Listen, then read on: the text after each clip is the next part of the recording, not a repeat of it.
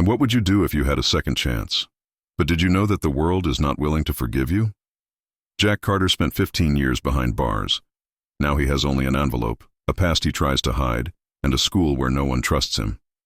But in this city, not everyone wants to see you start over, and a buried secret can be the difference between salvation and destruction. When the past comes back to haunt him, will he have the courage to face it? The metal door of the prison opened slowly, creaking as if protesting the weight of the time he had held. Jack Carter left, taking a deep breath of the fresh morning air. Though it tasted bitter, he held a crumpled envelope in one hand. The letters scrawled in blue paint on the front, to Jack Carter, stared at him as a ghost from the past. He hesitated before putting it in the pocket of his shabby coat. Jack knew what the letter said. He knew why he had been carrying it since the day he had received it, 3 months before his parole. But he wasn't ready yet. Not yet. Jack knew the world outside would be cruel. 15 years in prison were not easily ignored, no matter how much he had changed. Every door he slammed shut before he even finished explaining who he was. "We are sorry, but the vacancy has already been filled," said many. Others were not so kind. The streets of the city had changed. The small shops he knew had disappeared, replaced by modern facades that seemed as indifferent as the people passing by. Jack tried to keep his head up, but the looks, some quick, some too long, constantly reminded him that he didn't belong there. One afternoon, after another no in a coffee shop that was looking for help, Jack collapsed on a park bench. He rubbed his face with his hands, trying to push away the despair that was building up in his chest. It was then that he noticed the advertisement stuck to a lamppost in front of him. "Cleaner wanted, Brookside Public School. Interviews on Thursdays." On Thursday, Jack arrived early at Brookside. The school looked old, with worn walls and a sign with missing letters. Inside, the smell of disinfectant and old paper was unmistakable. He met Ms. Grace Hamilton, the principal, a woman of serious expression who seemed to have lived years of challenges there. "Do you have experience?" she asked without looking up from the form. Jack hesitated. "Not professionally, but I know how to work hard, and I need a chance." Ms. Hamilton looked up, examining him for a moment. "And your history? Anything I should know?" Jack felt his heart race. He could lie, but he knew he would be discovered. "I've made mistakes, big mistakes. But I'm here because I want to do the right things now," he replied, his voice firm. She analyzed it a little more before sighing. "The truth is that no one wants this job. Start tomorrow. Give me no reason to repent." Jack threw himself into his work as if his life depended on it. And in a way, he did. He cleaned hallways, picked up trash, and repaired small problems he encountered. It was a humble job, but it was his. Still, he felt invisible. The teachers passed him with brief waves. The students barely noticed his presence. It was on the third day that he noticed Ethan Reynolds, a 14-year-old boy sitting alone in the courtyard, scribbling in a notebook. His drawings were incredibly detailed, landscapes of futuristic cities, heroic characters. But there was something dark about them, a sadness that seemed to echo Jack himself. "Nice drawing," said Jack, stopping next to the boy. Ethan looked up in surprise. "Thanks," he replied, shrugging. "You have talent," continued Jack. "Have you ever thought about doing something with this?" The boy laughed humorlessly. "It doesn't matter, nobody cares." Jack didn't insist, but he felt a connection. He knew that feeling well. That same week, Jack noticed something strange. A tall, well-dressed man was leaning against a car outside the school, talking to some students. He didn't look like a father or a teacher. The way he gesticulated, and the twinkle in the eyes of the young people who listened to him, was worrying. When the man left, Jack noticed that Ethan was among those who had spoken to him. The boy looked restless, tucking something into his coat pocket before running back to school. "Who was he?" Jack asked Ethan later, trying to sound casual. "It's just an acquaintance. It's nothing," the boy said quickly, avoiding Jack's gaze. But Jack knew it was nothing. He had seen this kind of situation before, when vulnerable young people were lured by easy promises. He didn't know what he could do, but he felt he had to protect Ethan, even if it meant risking his own safety. As Jack finished another day of work, he felt the weight of the envelope in his pocket again. The mystery of the letter persisted, a constant reminder of something he couldn't face. At the same time, The shadows that surrounded the school seemed to be approaching. Why did Ethan look so sad and suspicious? Who was the man in the suit who approached the students? What was Jack hiding in his letter? The sound of voices echoed through the halls of Brookside High School as Jack Carter began another day as a janitor. For most, routine was automatic: sweeping, cleaning, organizing. But for Jack, every task was a test. He knew that a failure, even a small one, could be a reason to be fired, and he couldn't afford to make mistakes. As he cleaned the worn hallways, Jack began to notice details that, at first, went unnoticed. The walls were covered with shoe marks and hastily erased graffiti. The windows had scratches that told stories of carelessness and abandonment. The school was a reflection of the community, worn out but resisting. However, something about the students caught his attention. There was a look of apathy, as if many had already given up hoping for something better. And in the midst of this, Jack saw Ethan again, sitting alone in the cafeteria, scribbling his notebook. Ethan seemed to be the kind of boy who went out of his way not to be noticed. While the other students ran and shouted in the courtyard, he hid in the corners. Jack watched the boy for a few days before approaching again. "These drawings of yours are very good," Jack said casually, sitting on the concrete bench next to Ethan. "Thanks," Ethan replied, not taking his eyes off his notebook. "Do you think about being an artist? Like working with that one day?" Jack asked. Ethan shrugged. "There's no way. My mother says that this does not make money, and here, nobody cares about these things." Jack sensed the frustration in the boy's voice, but also something deeper, a feeling of worthlessness that he knew well. During years in prison, Jack had also felt that his potential was buried under the weight of the system and the mistakes of the past. "Sometimes people don't see what you can do," Jack said, choosing his words carefully. "But that doesn't mean it's not worth trying." Ethan looked at him for a moment as if considering the words. Then he drew again, but this time with a small smile on his face. On the way out of school, Jack saw the man in the suit again, now accompanied by two older young men. He was leaning against a black car, talking to a group of students. Jack was on alert. Something in that situation seemed wrong. The man was Damian Rourke, a name Jack heard in prison. He was known for enticing young people to traffic, taking advantage of their vulnerabilities. Jack couldn't ignore what was happening, but he also knew that interfering directly could be dangerous. Damian was influential, and a confrontation could have serious consequences. Still, the idea of standing still while Ethan or any other boy was dragged into that world bothered him deeply. Jack watched from afar as Damian handed something to Ethan. The boy looked to the sides before putting the object in his pocket and quickly entering the school. That was a clear sign that something was wrong. Jack decided he needed to act, but he knew he couldn't face Damian alone. At the end of the day, he made his way to Ms. Hamilton's office. The principal was organizing papers at her desk when Jack walked in. "Can I help with anything, Mr. Carter?" she asked without looking up. "I wanted to talk about a problem that I noticed," Jack began, choosing his words carefully. "There's a guy outside the school. He's talking to students, and I think he's bringing problems." Ms. Hamilton stopped what she was doing and looked at Jack suspiciously. "And you know that how?" I know that kind of people," Jack said, hesitating. "He is dangerous. I'm worried, especially about one of the boys, Ethan." "Mr. Carter, I know you're trying to help, but I don't want you to get involved in student affairs.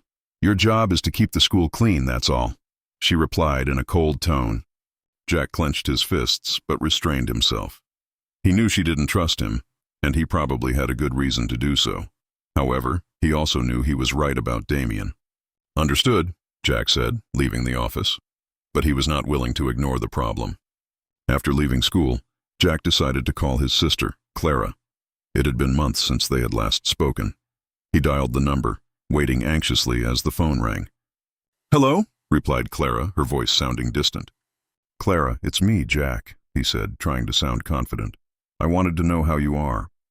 "I'm fine," she replied in a tone of reservation. "What about you?" "I'm trying to adjust," he said. "I got a job, I'm clean. I'm trying to do the right things." "That's good," said Clara, but her voice showed no enthusiasm. "But Jack, you know it's not easy to forget what happened. You put our family in a difficult position." Jack felt a lump in his throat. He wanted to answer. He wanted to explain, but he knew that nothing he said could erase the past.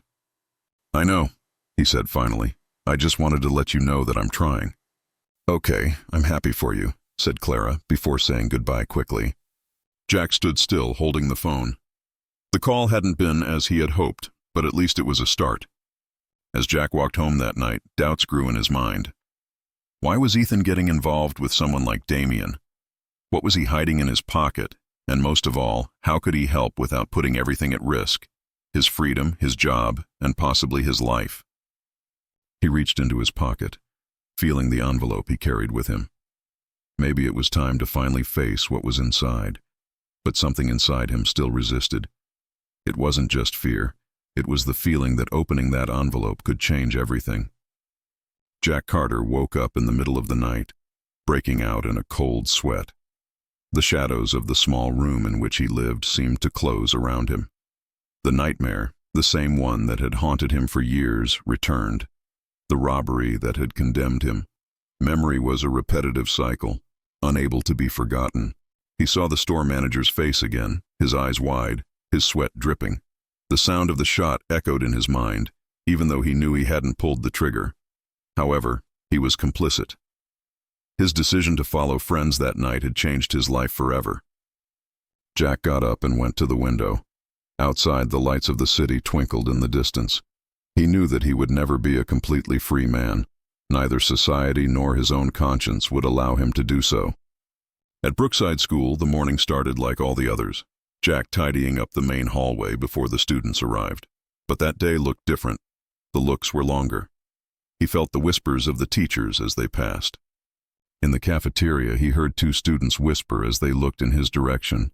"It's that guy. I heard he did something terrible," said one. Jack pretended not to hear, but the words hit him like a blow. The community's distrust was a constant weight, a wall he had to climb every day.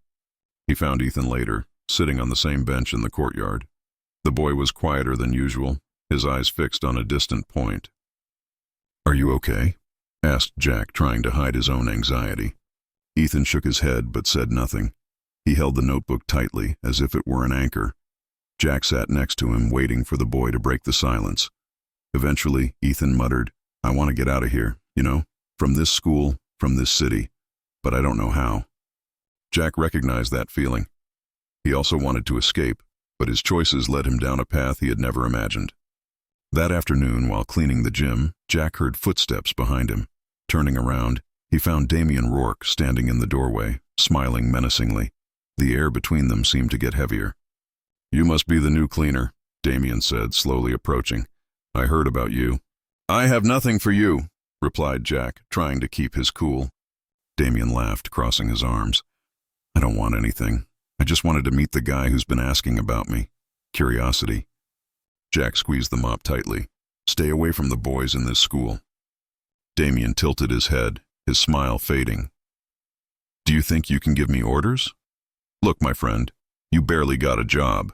Don't meddle where you're not called, or someone might remind you of who you really are." Damien left, leaving Jack alone in the gym. He knew that this was a veiled threat, and that Damien now considered him a problem. At the end of the day, while putting away his cleaning supplies, Jack was surprised by an unexpected visitor. Liam Parker, the police officer who frequently made rounds at the school. He had already exchanged a few words with Liam, but always in a superficial way. "Liam, can I help you?" asked Jack in surprise. "Actually, I'm the one who wants to help you," Liam replied, looking around as if checking if they were alone. "I heard you're paying attention to Damien Rourke." "I'm not looking for trouble," Jack said quickly. "I just want him to stay away from the students." "I see," Liam said. "But people like Damien don't like to be challenged. He controls much of the drug trafficking in this neighborhood. If you keep getting involved, you'll get his attention, and not in a good way." Jack sighed. "So what do I do? Do I pretend I don't see what he's doing to these boys?" "That's not what I'm saying," Liam said. "But if you want to do something, do it the right way. Talk to me before you act. I know what he's capable of doing, and I don't want you or the boys to end up in the middle of it." Jack waved, even though he knew that trusting the police was tricky. Still, it was better to have Liam as an ally than as an adversary. When Jack returned home that night, he was exhausted, physically and emotionally. He sat on the edge of his bed, took the envelope out of his pocket, and held it between his fingers. The paper was yellowed at the edges, with marks from his hands that had handled it so many times without opening it. He recalled the day he received it. A jailer handed him the letter saying only, "It looks important." He recognized the name in the sender, Robert Hale, the victim of the robbery. Jack knew that the letter contained something he feared he would face. He wondered if the words written there were words of hatred or forgiveness. But whatever it was, he wasn't ready to know yet. He put the envelope away again and lay down, but sleep did not come. Doubts began to accumulate in his mind. Who was Damien really? How far would he go to protect his territory? Why was Liam so willing to help? Did he have an agenda of his own? And what was written in that letter that Jack couldn't open? The feeling that something bigger was coming made him uneasy. He knew that the past and present were on a collision course, and he would need to be ready to face both. The next morning, Jack met Ethan again in the courtyard, but something seemed wrong. The boy was restless, constantly looking to the sides, as if waiting for something to happen. He held his notebook tighter than usual. "Ethan, is everything okay?" asked Jack, sitting next to him. The boy hesitated before answering, his voice almost a whisper. "I think I got into something I shouldn't have." Jack felt a knot in his stomach. He knew Damien was involved, but he didn't want to force Ethan to talk. "If you want to tell me, I'm here. I can help." Ethan looked at Jack, his eyes filled with fear. "What if I can't help?" Jack put his hand on the boy's shoulder. "There is always a way out. You just need to trust me." On the way out of school, Jack noticed that Damien was closer, almost as if he was waiting for something, or someone. When Ethan walked out the main door, Jack saw Damien call the boy with a casual gesture. Ethan hesitated, but walked over, head bowed. Jack followed discreetly, keeping a safe distance as the two moved away to a secluded corner of the school. He couldn't hear the conversation, but Damien's threatening tone was unmistakable. The man gestured intensely, pointing to Ethan as if he were giving him an order. The boy just nodded, looking smaller by the second. Before he could think twice, Jack decided to intervene. He quickly approached, catching Damien's attention. "Hey, what are you doing with him?" said Jack, his voice firm. Damien turned, the fake smile on his face. "Ah, the cleaner. I didn't know you were also a babysitter." "Ethan, go home," Jack said, ignoring Damien. The boy hesitated, but obeyed, leaving in a hurry. Damien stared at Jack with a sharp gaze, the tension in the air rising. "You shouldn't meddle in matters that aren't yours, janitor," Damien said, approaching dangerously. "This boy has already made a deal, and I don't like it when people break promises." "Whatever he promised, it's over now," Jack replied, standing firm. "Stay away from him." Damien gave a dry laugh, leaning closer to Jack. "Do you think you can intimidate me? You can barely keep that job. What if I start spreading the truth about you? How many minutes do you think it will take to send you back to prison?" Jack didn't answer. He knew Damien had power, but he couldn't allow Ethan to be dragged into that world. Later, Jack went to Ms. Hamilton's office. He knew she didn't trust him completely, but he had to try. "Ms. Hamilton, I must speak to you," said Jack, entering without being called. She looked at him, surprised. "Mr. Carter, this is not appropriate. I'm busy." "It's about a student, Ethan Reynolds," Jack continued, ignoring her attempt to end the conversation. "He is in danger. There is a man, Damien Rourke, who is trying to involve him in something illegal." Ms. Hamilton folded her arms, visibly suspicious. "And do you have proof of that?" Jack hesitated. He knew that his word alone would not be enough. "I saw Damien talking to him, pressing him, and Ethan admitted that he's scared." "That's not enough for me to take action, Mr. Carter," she said in a cold tone. "And honestly, given your track record, I think you should be careful about the accusations you make." Her words hit him like a blow, but Jack didn't give up. "Look, I know I don't have the best record, but I'm telling the truth.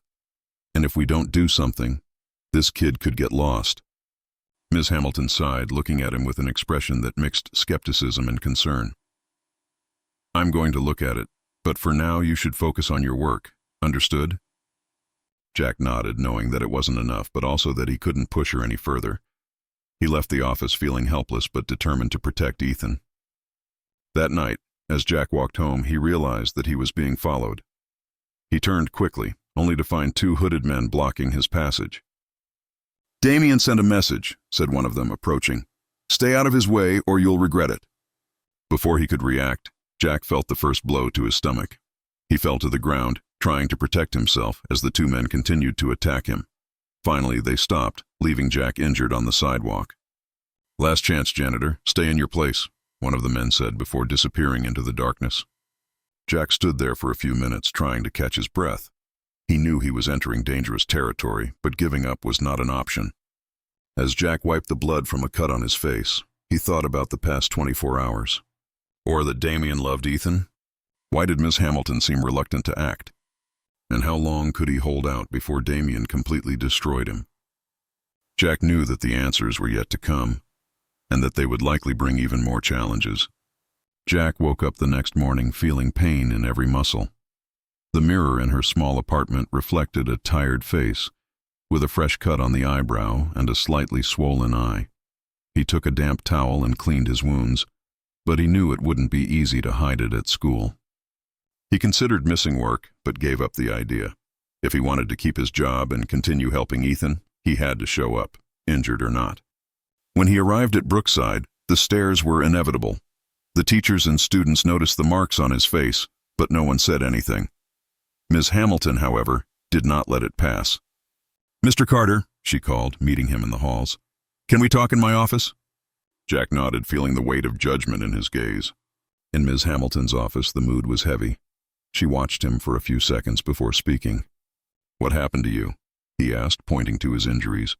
"It was a misunderstanding on the street," Jack lied. He knew that telling the truth would only make his situation worse. "Nothing to worry about." "A misunderstanding that made you like this?" replied Ms. Hamilton skeptically. "Look, Jack, I gave you a chance because I believe everyone deserves one. But if you bring trouble to the school, I'll have no choice but to fire you." Jack took a deep breath. He knew that her distrust was not personal, but that didn't make it any easier. "I understand, Ms. Hamilton. I just want you to know that I'm here to do my job and protect those students if I need to." She stared at him for a moment before answering. "Just don't cross the line, Mr. Carter, and take care of yourself." Jack left the office with a knot in his stomach. He knew he was walking the fine line. In the courtyard, Ethan was waiting for him, his face serious. "I saw what happened yesterday," said the boy, as Jack approached. "See what?" asked Jack, trying to disguise it. "You faced Damien. He told me. He said this won't end well for you," Ethan replied, his voice full of concern. Jack bent down to be at the boy's height. "Look, Ethan, it doesn't matter what Damien says. He can't control you, and he won't stop me from helping you." Ethan shook his head, looking at the ground. "But he already controls me. He gave me money. My mother is in trouble, and I thought I could help. Now he wants me to sell him things." Jack's blood ran cold. He held Ethan's shoulders firmly, but without hurting him. "Listen, you don't have to do that. I'll find a way, I promise." "How?" asked Ethan, his eyes teary. "He said that if I don't do what he wants, it will hurt my mother." Jack felt the weight of the situation. He knew that Damien used fear to control, and now Ethan was trapped in a trap. After ensuring that Ethan was safe at school, Jack went to look for Liam Parker. He found him outside, next to the police car. "Liam, I need to talk to you," Jack said, his voice urging. "Let me guess, it's about Damien," Liam replied, crossing his arms. "He's using Ethan. He gave money to the boy and is now threatening his family. We need to do something," Jack explained. Liam sighed, clearly frustrated. "Jack, I know how Damien operates, but without hard evidence, my hands are tied, and if you keep interfering, he'll make you regret it." "So what should I do? Stand by while he ruins a boy's life?" retorted Jack, his anger growing. "I didn't say that," Liam replied, looking at Jack seriously. "But if you want to help, do it carefully. Observe, record, give me something I can use against him." Jack nodded, though he wasn't satisfied. He knew that time was running out. That afternoon, while cleaning the main hallway, Jack found something unusual in his cleaning closet, a folded note. He opened it, and the words written in large scribbled letters left him cold. "Stay away, or it will be worse next time." Jack looked around, trying to identify who might have left it. But the hallway was empty. He knew it was a warning from Damien. and that now it wasn't just Ethan who was in danger. As he walked home that night, Jack reflected on his situation. How could he protect Ethan without putting himself at risk? Was Damien really being untouchable, or could Liam do something? And most of all, would he be able to redeem his past while fighting such a dangerous present? Jack knew he was in dangerous territory, but he couldn't back down. He had made wrong choices in the past, but this time he would choose to fight. The threat on the note didn't leave Jack's mind. He knew Damien was sending a clear message. Any attempt to interfere would have even more serious consequences. But at the same time, Ethan needed help.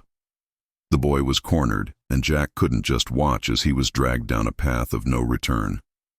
Jack decided he needed to be more cautious. He would start watching Damien and his movements around the school, looking for something he could give Liam as evidence. The only chance to protect Ethan would be to unmask Damien with something solid. That morning, Jack found Ethan in the courtyard, again alone. This time, the boy seemed more open, although he was still nervous. "Hi, Ethan," Jack said, sitting down next to him. "Can you think of what we talked about yesterday?" Ethan looked down at the ground for a moment before answering. "I don't know what to do. He said that if I don't sell to him, my mother will lose her job." Jack sighed. It was exactly the kind of trap Damien used, fear and coercion. He put his hand on Ethan's shoulder, trying to convey confidence. "You're not alone in this, Ethan. Let's find a way out." Ethan hesitated, but finally asked, "Why are you helping me? Nobody cares anymore." Jack smiled, though the gesture was fraught with sadness. "Because I've been where you are, and someone gave me a chance to change. Now it's my turn to do it for you." Ethan nodded, and for the first time, Jack saw a glimmer of hope in the boy's eyes. After another day of work, Jack looked for Liam again. This time, the policeman seemed more receptive. "You're right about Damien," Liam began. "But we need to be careful. He's smart, and nothing will glue him to a crime without clear evidence." "I'm going to record everything I can," Jack said determinedly. "But what about you? What can you do for Ethan now?" Liam scratched his head thoughtfully. "I'm going to look for his mother. If Damien is pressuring the boy because of her, I need to know what's going on. Maybe we can protect his family in another way." Jack was grateful for Liam's attitude, but he knew that time was against them. "Just make sure Damien doesn't find out. He already warned me once." "I know how to deal with people like him," Liam replied. "But you also have to be smart. Don't play the hero alone, Jack." Jack agreed, though he knew he couldn't promise anything. At the end of that day, Jack went to the back area of the school, where he knew that Damien used to meet with the students. He pretended to clean the area, but he was attentive to his every move. It didn't take long for Damien to appear, talking to one of the older boys. Jack watched discreetly as Damien handed the boy something. It looked like money or a small package. He quickly wrote down the time and description of what he saw, being careful not to draw attention. When Damien finished the encounter, he looked around and his eyes stopped on Jack. For a moment, Jack's heart raced. Damien didn't say anything, but his gaze was enough to make it clear that he knew he was being watched. The next morning, Ms. Hamilton called Jack into her office again. He walked in, expecting another suspicious conversation, but this time her tone sounded different. "I learned a few things," she began. "Liam came to talk to me about Damien, and I've also heard from some professors that you're getting too involved with students." Jack frowned. "I'm just trying to help, Ms. Hamilton. Ethan needs someone to listen to him, and Damien, he can't keep doing what he does here." She sighed. "I understand your concern, but I can't put the school at risk.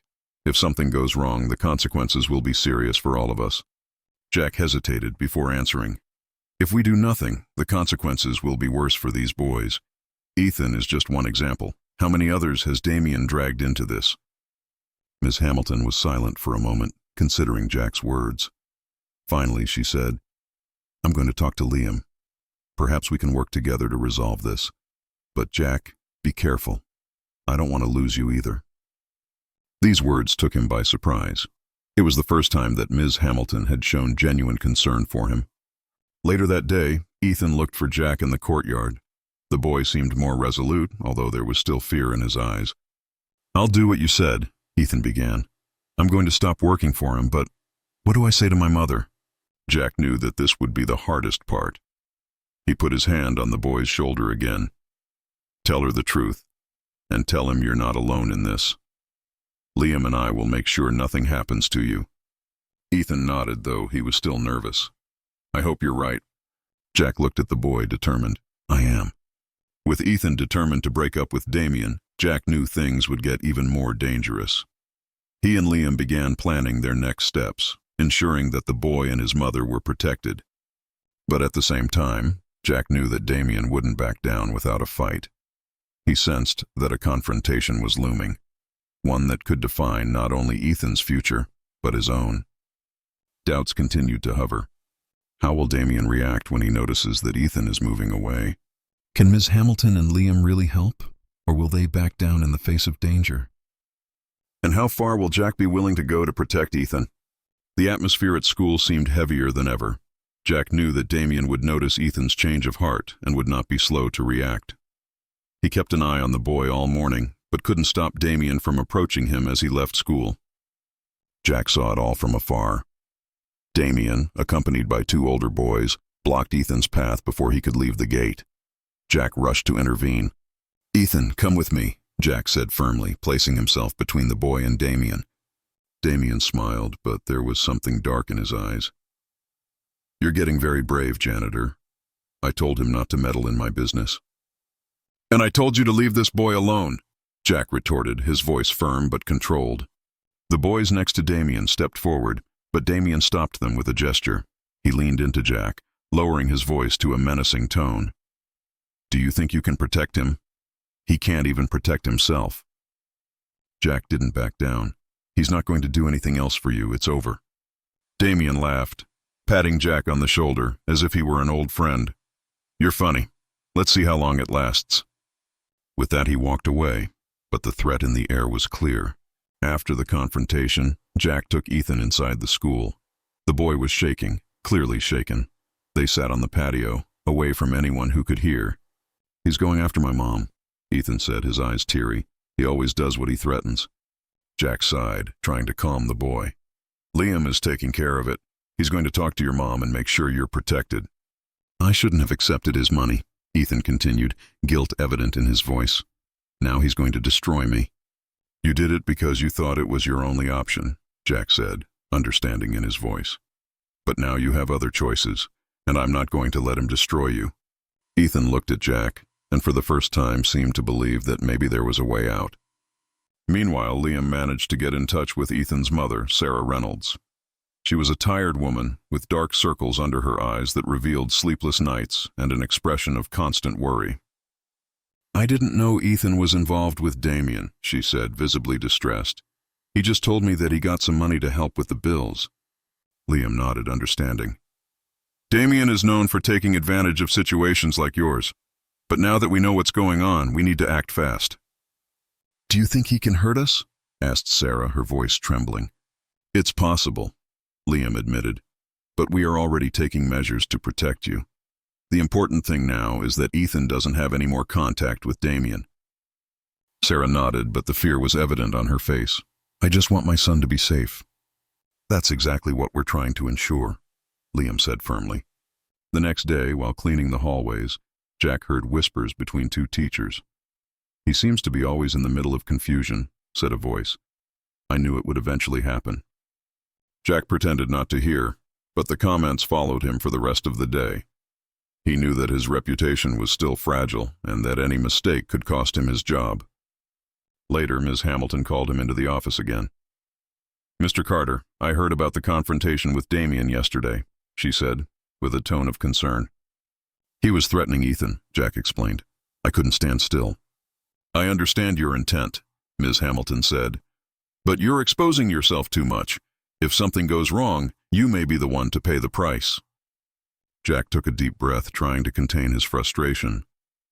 "If I don't do anything, Damien will continue to drag these boys to destruction. I can't just ignore it." She watched him for a moment before sighing. "I admire your courage, Jack. But be careful. The last thing I want is to lose you. Or worse." That night, Jack found another note in his cleaning closet. This time, the words were even more direct. "I told you so. Next time, it won't just be a ticket." Jack felt his anger grow. Damien wasn't just threatening him. He was trying to show that he was in control. But Jack knew that giving in to fear would only strengthen the power of the drug dealer. Meanwhile, Liam faced his own challenges. He knew that going against Damien meant facing not just one man, but a whole network of influence and intimidation. His superiors were reluctant to support a full investigation without solid evidence. "Do you really think it's worth it?" asked a colleague. "Damien is untouchable. If you mess with him, it can end up destroying his career." Liam didn't answer, but doubt followed him. He knew he was risking too much, but he also knew he couldn't ignore the situation. With Damien stepping up his threats, Jack, Ethan, and Liam felt the pressure mounting. With every step they took to protect the boy, it seemed that Damien was always one step ahead. Would Damien take more drastic measures to regain control over Ethan? Would Liam get enough evidence before it was too late? And would Jack be prepared to face the consequences of his fight for justice? The final confrontation seemed increasingly inevitable. That night, Jack returned home carrying an even greater weight. He felt that every day the siege was closing. Sitting on the edge of his bed, he picked up the battered envelope he had been carrying since he got out of prison. His hands trembled as they passed over the paper. He already knew the content. I didn't need to read the words to feel the impact. The letter was from Robert Hale, the victim of the robbery that had changed his life. Jack has never met Hale in person. He was only there to intimidate, but one of the men with him, a friend, had pulled the trigger. Jack had carried the guilt for all these years, even though he was not directly responsible. He opened the envelope for the first time since he received it. Inside, a handwritten letter in firm, slanted letters read, "Jack, I know you didn't pull the trigger, but you were there. For years I held a grudge against you and others, but I found that living like this only made me worse. Now that I'm leaving, there's not much time for me. I want you to know that I forgive you. Not because of you, but because of mine. Use your second chance for something good. Don't waste it." Jack folded the letter carefully and took a deep breath. He knew that this was the message he needed at that moment. His past could not be erased, but he had the power to decide how he would shape the future. The next day, Jack found Ethan in the courtyard again. The boy looked worse than ever. He was sitting on the bench with his shoulders slumped, as if carrying an invisible weight. "Ethan, what's wrong?" asked Jack, sitting down next to him. "He's gone after my mother," Ethan whispered, his voice trembling. "She said it's okay, but I know he threatened her." Jack felt the anger rise again. He held Ethan's shoulders. "Listen, Liam is working on it. He will protect you, but you need to be strong now." Ethan looked at him, his eyes teary. "What if it doesn't work? What if he really hurts us?" "I'm not going to let that happen," Jack promised. "You have my word." Ethan nodded, but Jack knew that the boy's confidence was hanging by a thread. Later that day, Ms. Hamilton called Jack to her office again. When he entered, she stared at him with an expression that seemed to mix frustration and concern. "Mr. Carter, I need to know. How far are you willing to go to protect this kid?" she asked. "As far as it takes," replied Jack without hesitation. Ms. Hamilton sighed. "You understand that this isn't just about you, right? If something goes wrong, it can affect the school, the other students, everything." Jack looked directly at her. "I understand, but that doesn't stop me. I've already lost an entire life because of wrong choices. Now I have the chance to do something right." She was silent for a moment before answering. "And what happens if you don't make it? If Damien wins?" Jack lowered his eyes. He knew that this was a real possibility. "Then at least I'll know I tried." Meanwhile, Liam Parker was working in the background to find something that could incriminate Damien. He combed through old archives, talked to informants, and gathered small pieces of information. It was then that he found a clue. One of the young men who worked for Damien had recently been arrested but had not yet been formally charged. Liam managed to arrange a conversation with him at the police station. "You know what Damien does, right?" asked Liam, looking directly at the young man, who looked nervous. "I don't know anything," he replied, looking away. "Look, if you cooperate, I can guarantee that your sentence will be reduced," Liam continued. "But if you keep protecting him, Damien will abandon you. People like him are not loyal to anyone." The young man hesitated before finally answering. "He uses the school to recruit. There's a warehouse near the neighborhood where he keeps things. That's all I know." Liam wrote down the information. It was a start. That afternoon, Damien decided to intensify his campaign against Jack. He showed up at the school, this time brazenly entering the grounds and heading to the courtyard. Jack was cleaning one of the hallways when he saw Damien approaching Ethan. "Hey!" shouted Jack, dropping what he was doing and running towards them. "You shouldn't be here." Damien turned slowly with an arrogant smile. "I'm here to talk to my friend. Any problem with that?" "Ethan, come into the school," Jack said, placing himself between him and Damien. Ethan hesitated, but obeyed. Damien looked at Jack, his expression becoming darker. "You're starting to me off, janitor. I warned you to get out of my way." "You're not going to bully anyone here anymore," Jack replied, without backing down. Damien stepped forward, getting dangerously close. "I've already knocked down people much bigger than you, so if you don't want to end up like them, I suggest you start listening to my warnings." Before anything else happened, Liam appeared on the other side of the courtyard, accompanied by 2 police officers. "Damien, you're on a school property. I suggest you leave now, before we make it official." Damien smiled, but there was a glint of anger in his eyes. "This isn't over," he said before turning and leaving. As Damien walked away, Jack felt a chill. He knew that this was just the beginning. Damien wasn't the kind of person to back down. He would push until he got what he wanted, or until he was stopped for good. What will Liam do with the new information about Damien's deposit? Will Ethan be safe as the situation escalates? And will Jack, with his past still weighing on him, be able to overcome the challenges ahead? The final confrontation seemed closer and closer. Jack knew that the confrontation with Damien was inevitable. The trafficker would not stop until he regained control over Ethan and the other vulnerable students at the school. However, Jack also knew that the police were limited without sufficient evidence. It was necessary to act quickly. That morning, Jack met Liam in the school parking lot before starting his shift. "Liam, I know you have information about Damien's deposit," Jack said straight. "Are you going to do something about it?" Liam looked around to make sure no one was listening before answering. "I'm trying to gather hard evidence, but I can't do anything without a warrant."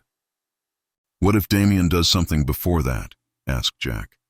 "He has already shown that he is not afraid to use violence."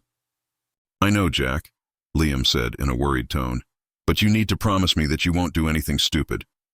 Jack hesitated before answering, "I promise." Later that day, Damien again appeared near the school, this time more aggressive. He parked his car in front of the driveway and waited for Ethan to leave. Jack, who was watching from afar, knew he needed to intervene before anything happened. Damien got out of the car and called Ethan. "Boy, come here, we need to talk." Ethan froze. Jack quickly placed himself between the two, blocking the way.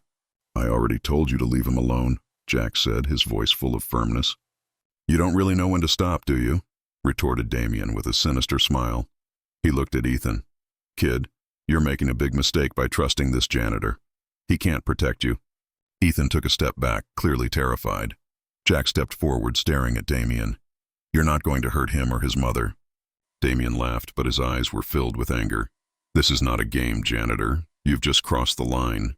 After the confrontation, Jack knew he couldn't continue just reacting to Damien's actions. He needed to take the initiative. Later that night, Jack went to the storage room Liam had mentioned. He knew it was risky, but he also knew he could find something that would incriminate Damien.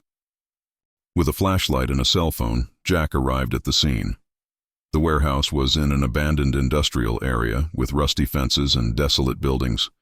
He hid in the shadows and watched for a few minutes. There was little activity, but a car parked outside indicated that someone was inside. Jack took a deep breath before approaching. Jack found an open side door. He entered silently, lighting the way with his flashlight. The interior of the warehouse was gloomy, with stacked boxes and a smell of dampness. He began to rummage around, looking for something he could use as evidence against Damien. It was then that he found what he needed. A series of packages hidden in a box marked school equipment. Jack opened one of them and found drugs packaged. He took several photos with his cell phone, ensuring that he had evidence. But before he could leave, he heard voices approaching. "I said to keep an eye on it here. If anyone finds out, we're screwed," said a voice that Jack recognized as Damien's. Jack quickly hid behind a pile of boxes, trying to control his breathing. Damien and two men entered the warehouse, discussing something. Damien stopped in the middle of the warehouse, looking tense. "Someone has been here," he said, looking around. "That box has been scrambled." Jack knew he would be found out if he stayed there. He began to move slowly towards the exit, but one of the boxes next to him slipped, making a loud noise. "Who's there?" shouted Damien, drawing a gun. Jack came out of his hiding place with his hands raised. "Calm down, Damien. You don't need that." "You?" Damien looked incredulous and furious at the same time. "I should know." The men accompanying Damien moved forward, but he stopped them with a gesture. "No, this is mine." Damien approached Jack, the gun pointed directly at him. "Did you really think you could invade my place and get away with it?" Jack kept his cool, even though his heart was racing. "You're finished, Damien. I have pictures of everything. The police already know." Damien laughed, but there was something nervous about his tone. "Do you think this will stop me? I control that neighborhood. Nothing you do is going to change that." Before Damien could act, sirens began to echo outside. Liam, accompanied by other officers, broke into the warehouse. "Stop, Damien! Drop the gun!" shouted Liam. Damien hesitated for a second before putting down his gun, realizing he was cornered. He looked at Jack with pure hatred. This is not over yet. With Damien and his men trapped, Jack finally felt that he had taken a big step towards protecting Ethan and the other students. However, he knew that the battle was not yet completely won. Damien still had allies, and the shadow of his influence hung over the neighborhood. On the way out of the warehouse, Liam approached Jack. "You went too far today. He could have been killed." "I knew what I was doing," Jack replied, still trying to process it all. "Next time, let me know before you do something like that," Liam said with a tone of exasperation, but also respect. "You achieved more today than any of us." With Damien out of the picture for now, new questions arise. Will Damien's arrest be enough to protect Ethan and his family? Who will take control of their operations, and will they be even more dangerous? And how will the community react to learning that Jack was instrumental in taking down one of the biggest criminals in the neighborhood? The story is far from over. News of Damien Rourke's arrest spread quickly through the neighborhood. Some residents felt immediate relief. Others, however, were concerned about the repercussions. Damien had allies, and the idea that someone had turned against him aroused fear. Jack, on the other hand, became a topic of conversation at school. Many students and teachers began to speculate about his involvement. Most knew he was at the center of events, but few understood how far he had gone to protect Ethan. In the hallway, Jack noticed that the stares were more frequent. Some were of admiration, others of doubt. He heard whispers from teachers, quietly commenting as he passed. The pressure was mounting, but Jack kept his head up. At the end of the day, Miss Hamilton called Jack to her office. When he entered, he noticed that her tone had changed. She seemed less rigid, more reflective. "Jack, I know what you did," she began, with a serious but not accusatory tone. "I just did what I thought was right," replied Jack. "You put your life on the line to protect Ethan and other students, but I want to know, why? What motivated you to go so far?" she asked. Jack took a deep breath before answering. "I spent years destroying my life and the lives of those around me. When I got out of prison, I promised that if I had a chance to do something right, I would do it. Ethan, he's just like I was, stuck in a situation he didn't choose. I couldn't let it sink." Ms. Hamilton was silent for a moment before answering.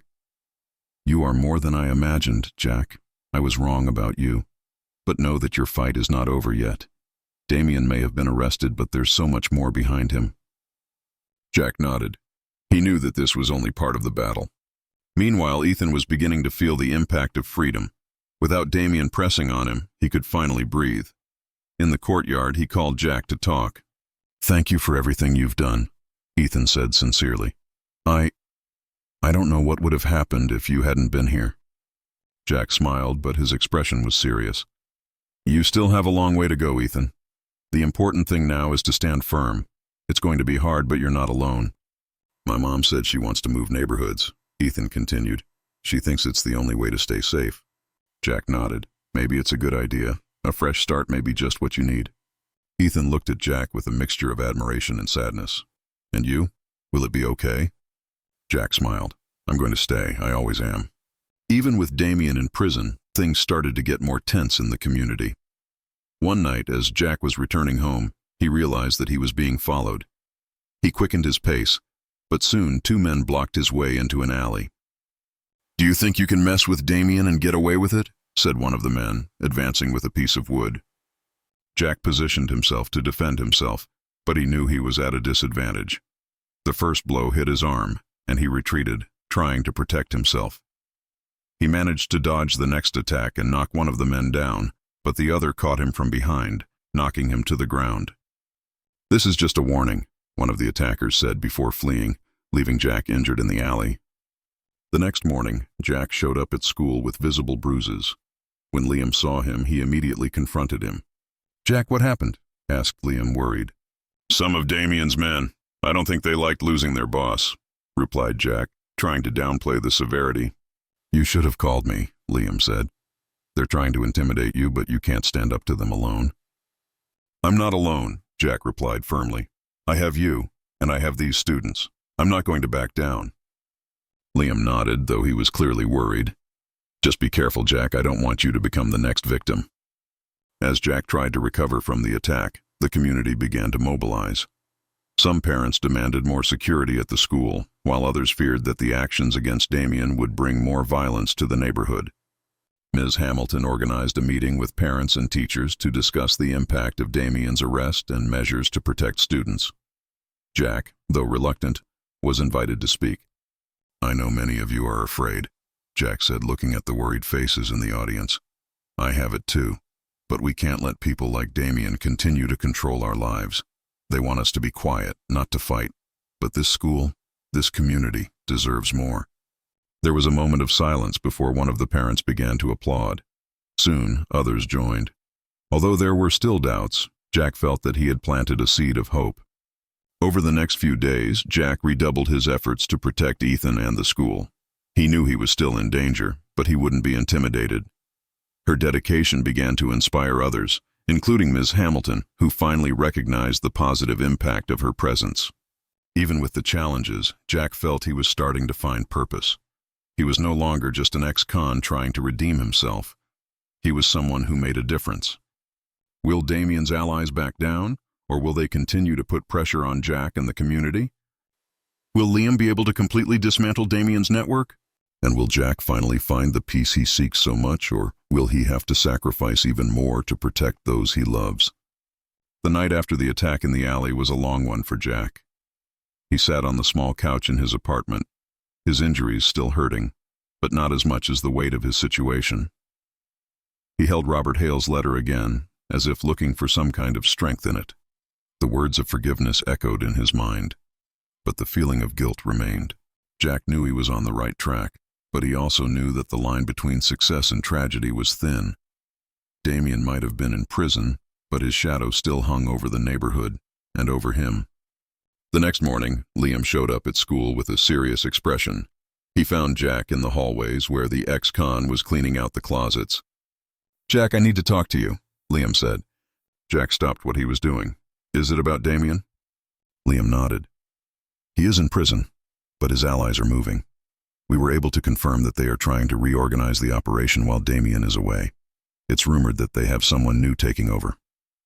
Jack clenched his fists. "And do you know who it is?"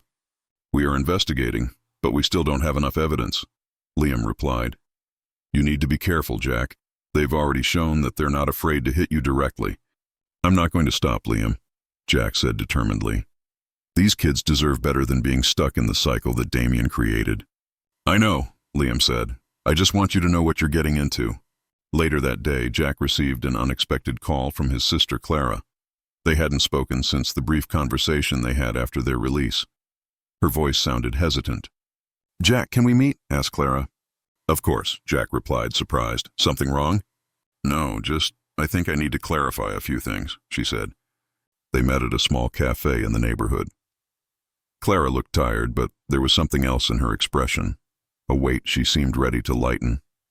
"I heard about what you're doing," she began. "About the school, the students, Ethan.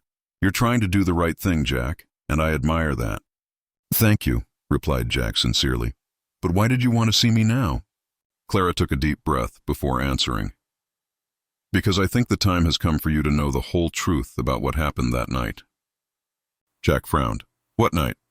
The night of the robbery, she said. I knew his friends were planning something. I should have told you, but I was afraid. When you were arrested, I blamed myself. I thought that if I had spoken, you would never have gone with them. Jack was silent, absorbing her words. He had always known that Clara was far from that time, but he had never imagined that she carried this secret. Clara, that's not your fault, he said finally. I made my choices, and now I'm trying to fix them. I know, she said, tears in her eyes. Just needed you to know. At school, things began to change. Parents and teachers who had previously distrusted Jack began to recognize his efforts. Ethan, now more confident, began to open up more about his dreams of being an artist, even showing his drawings to other students. Ms. Hamilton, who had previously kept Jack under constant surveillance, now saw in him an ally. During a meeting with teachers, she defended her presence at the school. Jack Carter is not just a janitor, she said. He is an example that people can change and make a difference. If it wasn't for him, Damien would still be around, destroying lives. Ms. Hamilton's speech was met with applause, marking a turning point in Jack's relationship with the school. Even in prison, Damien found ways to make his presence felt. Liam revealed to Jack that Damien had sent messages through his contacts, suggesting that he still had the power to cause trouble. He wants you to know that this is not over, Liam said. He's waiting for the right opportunity. Let him wait, replied Jack. In the meantime, I'm going to keep doing what's right. With the growing support of the school and the community, Jack began to feel something that had long eluded him: belonging. He was no longer just the ex-con trying to fit in. He was someone who made a difference. Still, he knew his journey was far from over. Damien's threats were a constant reminder that the past doesn't disappear so easily. But with the support of people like Ethan, Ms. Hamilton, and even his sister Clara, Jack felt he was more prepared than ever. As Jack begins to find acceptance, new threats emerge. Who is taking charge of Damien's operations? Will Damien be able to regain control even in prison? Will Jack be able to keep the community safe while facing new challenges? After Clara's revelation about the night of the robbery, Jack felt a mixture of relief and regret. He didn't blame her. After all, he knew that the choices he made were his, but her words echoed in his mind. She carried the weight of that night as much as he did, and in a way Jack realized that they were both seeking redemption. Clara insisted that Jack let her help him. You don't have to do it alone, she said during another meeting. I know I may not fix the past, but I can be a better sister now. Jack thanked him, but knew that his struggle was something he needed to face directly. However, her support meant more than he could express. Jack knew that there was something in Robert Hale's letter that he had not yet fully processed. He read it several times, but now, with renewed courage, he decided to revisit the words with a new look. He realized something subtle but powerful. The forgiveness Robert had offered him was not just a concession. It was a call to action. Don't waste your second chance. Jack decided that he needed to do more than simply redeem himself for himself. He wanted to create real change, both for Ethan and for the other vulnerable young people around him. At school, Ms. Hamilton approached Jack with a proposal. I've been talking to some parents and teachers, she said. We are thinking of creating an extracurricular program for the most vulnerable students, something that keeps them off the streets and helps them build a future, and we want you to help us lead. Jack was surprised. Me? I'm not exactly a perfect example. That's exactly why you're perfect, replied Ms. Hamilton. You understand what they face, and you're proving that it's possible to change. That means more than any degree or training. Jack hesitated, but finally smiled. If you think I can help, then I'm in. Meanwhile, Damien continued to exert his influence, even from inside the prison. Liam revealed that he was trying to coordinate a retaliation through his allies, focusing on the school and the community. He wants to send a message, Liam said during a conversation with Jack. He doesn't just want to regain control. He wants everyone to know that challenging Damien Rourke has consequences. Jack knew the situation was delicate. He was gaining allies in the community, but Damien still had a power that couldn't be underestimated. Ethan started to stand out more in school. He participated in an art presentation and exhibited his drawings for the first time. For Jack, it was an emotional moment. The boy who once seemed lost was now showing his talent to the world. After the performance, Ethan approached Jack. "You were right," he said with a shy smile. "I can do something with it." "Of course you can," replied Jack proudly, "and never let anyone tell you otherwise." "My mom and I are going to move," Ethan continued. "She said it's the best for us, but I wanted to thank you before I go. You changed my life." Jack felt a lump in his throat, but smiled. "You also changed mine, Ethan. Never forget that."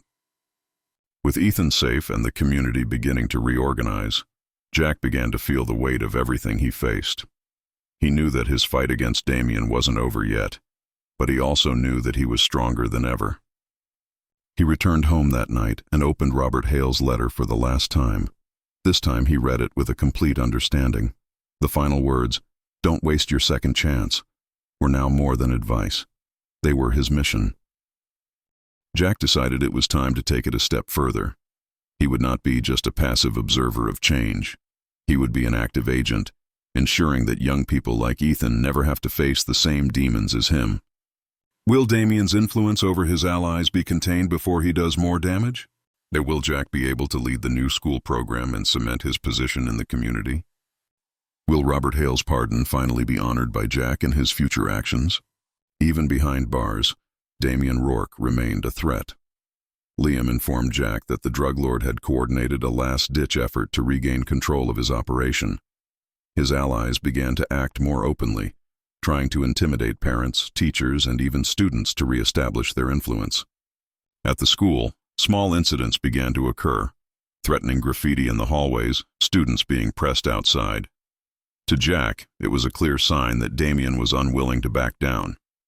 He knew he needed to act, but he also knew that any reckless move could put everyone in danger. Ms. Hamilton, realizing the gravity of the situation, organized an emergency meeting with parents and teachers. She invited Jack to participate, even though she knew it could attract criticism. At the meeting, Ms. Hamilton took the floor. "We are facing a difficult time, but we cannot allow fear to paralyze us. This school is more than a place of learning. It is the heart of this community, and together we can protect it." When she finished, Jack was asked to speak. He hesitated for a moment before standing up. "I know many of you still don't trust me," he began, looking at the audience. "But I want you to know that I'm here because I believe we can change. I know what it's like to live on the wrong side of things, and I also know what it's like to fight my way out of it. These students deserve a better future, and together we can guarantee that." The room was silent for a few seconds before erupting in applause. Jack felt that, for the first time, the community was truly on his side. With the new evidence Jack had collected at the warehouse and the additional information from witnesses, Liam finally got a warrant to investigate other properties associated with Damien. During the operation, police found more evidence linking the trafficker to a larger crime network. "This is going to take Damien to a place where he won't be leaving anytime soon," Liam told Jack after the operation. "But you need to remain alert. Even in prison, he still has allies." Jack nodded. He knew that the battle against Damien was far from completely over, but this was an important step. With the threat of Damien diminishing, Ms. Hamilton and Jack began working on the extracurricular program. It included art, sports, and career guidance workshops, all designed to give students an alternative to the streets. Ethan, before moving in with his mother, made a point of leaving one of his drawings as a contribution to the program. It was a portrait of the school, but with vibrant colors and full of life. "I want other kids to see this and know that this is a place where they can grow up," he said. Jack hung the design in the main hallway as a symbol of hope and renewal. In a symbolic gesture, Jack decided to visit Robert Hale's grave for the first time. He took the letter with him, now marked by time and frequent reading. Upon arriving, he knelt before the tombstone, placing the letter next to it. "I can't change what happened," Jack said, his voice breaking. "But I promise that I will honor what you have given me. Thank you for believing that I could be more than my mistakes." Jack stood there for a few minutes in silence before getting up. He felt that for the first time, he was at peace with his past. At the end of the semester, Ms. Hamilton officially offered Jack the position of coordinator of the new extracurricular program. "You're not just an example to these students, Jack. You are a leader," she said. Jack accepted the position with humility, but also with renewed determination. He knew his journey was still beginning, but now he had something he never had before, a clear purpose. As Jack walked through the halls of the school, now more vibrant and full of life, he felt a rare moment of accomplishment. He was no longer defined by his past. He was defined by the choices he made every day. The faces of the students, now filled with hope, were a constant reminder of why he struggled. Ethan, Ms. Hamilton, Liam, Clara, all played a role in her transformation. But in the end, Jack knew that the biggest change came from within. He had chosen redemption, and this time he wouldn't waste it. Will Damien finally be out of the picture, or will his allies continue to try to regain control? Will Jack be able to sustain the positive changes he has begun to build in the school and community? Will the community hold together to meet future challenges? The Brookside School's after-school program was in full swing. The main hallway, now decorated with Ethan's vibrant design, had become a symbol of the new era the school was living. Art and music workshops, sports practices, and emotional support groups began to attract not only students, but also the attention of the community. Jack Carter, now officially the program's coordinator, walked the halls with a serene expression. He still cleaned the classrooms and hallways, but his position at school was different. He was no longer the ex-convict cleaner. He was the mentor, the living example that the past doesn't define who you are. On a quiet day, Ms. Hamilton found Jack in the courtyard, watching some students play basketball. She approached and sat next to him. "Have you realized the impact you've had here?" she asked. Jack gave a faint smile. "I just did what needed to be done. This school already had everything it needed. I just gave it a little push." "You gave more than that," said Ms. Hamilton in a sincere tone. "You gave these students, and all of us, something that was missing. Hope." Jack looked at her. "I think I found more than hope here, too. I found a purpose." She nodded. "What about what's next?" "Continue. Build something that lasts," Jack replied, "and make sure others get the chances that I had." Jack also began to rebuild his relationship with Clara. They met again, this time for dinner at his house. Clara seemed more at ease, as if the weight she had been carrying for years had finally been lifted. "It's nice to see you like this," she said, confident, happy. "It's good to feel that way," Jack replied, smiling. They talked about the future, and Clara even suggested that Jack think about studying again. "You have so much more to offer, Jack, and I think it's time for you to explore that." "Who knows," replied Jack, jokingly, but deep down he knew that Clara was right. While Jack rebuilt his life, Liam confirmed that Damien would be transferred to a maximum security prison. Police work dismantled most of his network, and his remaining allies began to retreat. "He still has his influence," Liam said, "but now it's too far away to make any direct impact." "That's enough for now," replied Jack. "The important thing is that these boys have a real chance now." Before moving in with his mother, Ethan made sure to visit the school one last time. He found Jack in the hallway where his drawing hung. "Do you think it will last?" asked Ethan, pointing to the mural. "Of course it will," replied Jack, "because you left a mark here, Ethan, something that no one can erase." The boy smiled, holding his sketchbook. "Thank you for everything." Jack put his hand on his shoulder. "Just remember, you are stronger than you think. Never let anyone convince you otherwise." As the months passed, Jack's impact continued to grow. More students enrolled in the after-school program, and the school began to attract local media attention. Jack, although reluctant, agreed to participate in an interview, sharing his story of overcoming. "My life has been defined by wrong choices," he said. "But the choices we make after that are even more important. This school gave me a second chance. Now, all I do is try to give those chances to others." In a final gesture of closure, Jack decided to burn Robert Hale's letter in a symbolic ceremony. He took the letter to a small stove in the schoolyard, with Ms. Hamilton and Liam by his side. As he watched the flames consume the paper, he felt he was finally free of the weight of his past. "It's not about forgetting," Jack said. "It's about moving forward." Jack Carter's story ended with a sense of hope and purpose. Not only did he rebuild his life, but he also transformed the lives of others around him. Her journey has shown that the past can be a teacher, not a prison. and that redemption is possible for those who choose to fight for it.